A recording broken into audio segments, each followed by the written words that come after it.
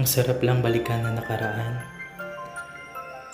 Yung mga panahong walang masyadong problema, mga bagay na ginagawa natin noon na di na natin magagawa ngayon. Noon, laro-laro lang naman ang buhay eh. Ngayon, mapipilitan ka na lang din makipaglaro para mabuhay. Ang sarap lang naman maging bata ulit. Haaminin ko, ito talaga yung pinakatatakutan ko.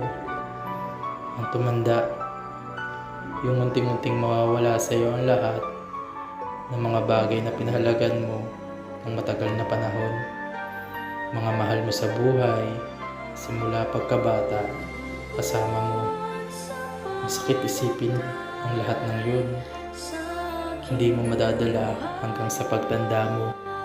Kaya habang may pagkakataon pa ako, susulitin ko na minsan lang ako maging bata at minsan lang din akong bubuhay.